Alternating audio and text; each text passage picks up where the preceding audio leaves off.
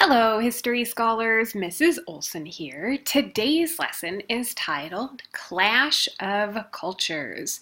We're going to begin with the learning target, which reads that you will be able to understand the impact that European colonists' movement to America had on the land and indigenous peoples. Now, the word indigenous means people original to the land. So when we talk about this clash of cultures, the cultures are going to be the European colonists and the indigenous peoples. So who are original to the land? We've already been learning about them. If you said Native Americans, you are right. Good job. Okay, so have your pen and paper in your hand ready to go, taking good notes so that you can use them on the lesson questions. All right, our first slide is going to be about learning that there are different kinds of thinking here.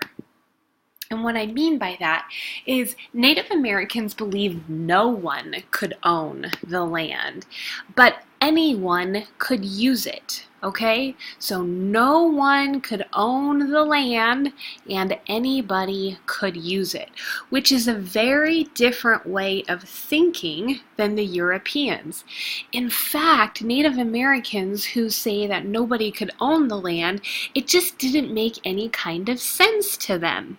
Now, for the Europeans, owning land was extremely important to them. In fact, owning land was everything. It was a goal. They wanted to own the land. And like the Native Americans couldn't understand how anybody could own it, Europeans didn't understand how it couldn't be owned. This is one of the examples of a clash of cultures, a clash in the way of thinking. Very different viewpoints. Okay, for Europeans, land meant money and power. The more land you had, the more powerful you were, which usually meant that you had more money. All right, if you need to pause the video and record information, now's a good time to do that. I'm going to go to the next slide. All right, here's our second slide about land. Now, where many settlers came from, they never would have been able to afford land because they were so poor. Okay, so here they are, they're very poor, and they also belong to religious minorities, so they weren't treated very well where they came from.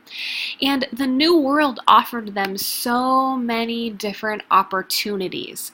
Like the Native Americans, they didn't understand how the land wasn't owned.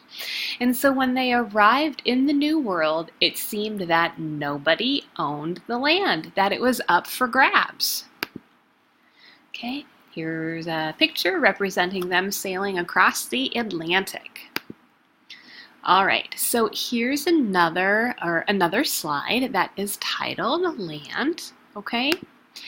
And we want to know that Native Americans lived with nature and they didn't try to change it. They lived with it. They adapted amongst the environment or within the environment. Okay, so what Native Americans did is they would plant seeds, they would grow crops for a few years, and then they would move on. You see, you can't plant the same crops in the same place without replenishing the soil. So that's what Native Americans did.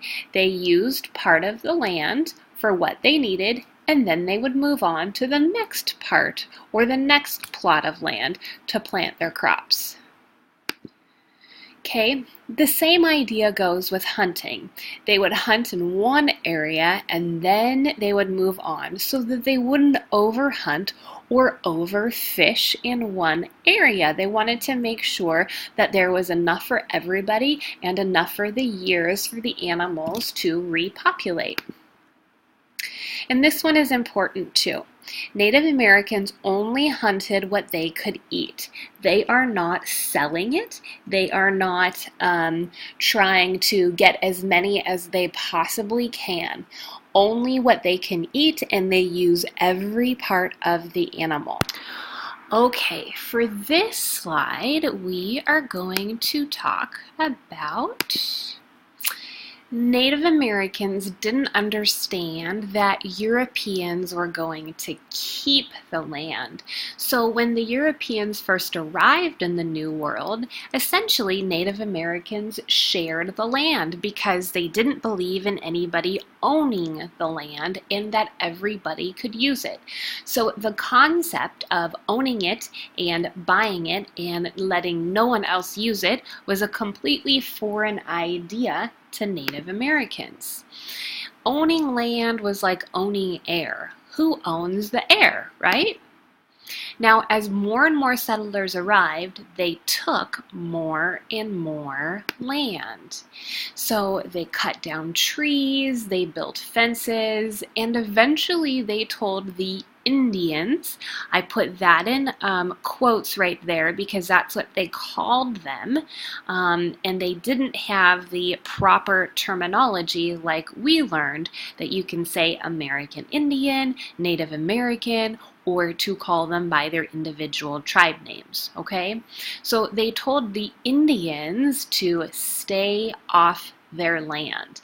And this was very confusing and upsetting to Native Americans because they didn't understand how the Europeans were owning something that nobody should own. Okay, so here's a picture to represent the colonists coming into the New World, taking land that wasn't necessarily theirs and building on it. Oops, one second. All right, so in 1650, this map is going to show you the European settlement in the New World. So first we need to look at the map key. So the British are going to be this kind of pinkish reddish color. The Dutch are going to be brown. The French are purple. The Spanish are yellow.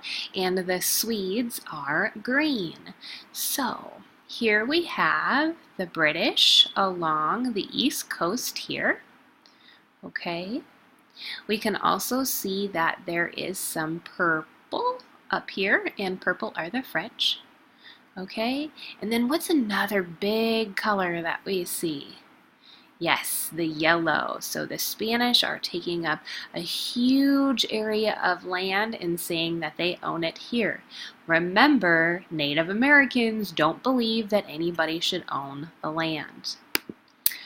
Okay, now the European colonists are also bringing with them their own religion. They believed that settlers believed that Christianity was the one true faith. And Native Americans did not. So if you were a Christian in this time period that we're talking about, if you weren't Christian, you were wrong and you were evil, okay? Now, the Native Americans, they lived very close to nature, and they believed all things in the universe depend upon each other. So it's a relationship between people and animals and like the wind and the sun and the rain. They recognized the creator of the universe in their daily lives. So this is somewhat like Christianity, but not exactly the same. Okay, so here we have a painting of Native Americans honoring their one true creator of the universe. And here they are passing down stories from one generation to another generation to learn about their people and their beliefs. Okay, and here we go. Settlers began to distrust the Native American because they were not Christian. The Native Americans had their own beliefs, and it was not Christianity. So the settlers began to fear Native Americans and, unfortunately, to say that they were evil. Okay, now we're getting to the end of our lesson, and this last part is about disease.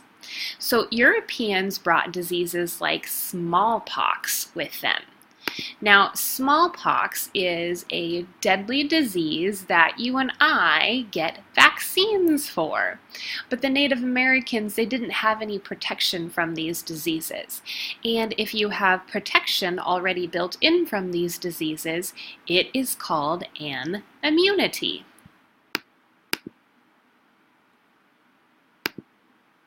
All right, so here is a picture of smallpox hitting the Native Americans, okay? Remember, they didn't have any protection, and the word is immunity. They didn't have any immunities against smallpox. So there are many, many thousands of Native Americans who die from smallpox.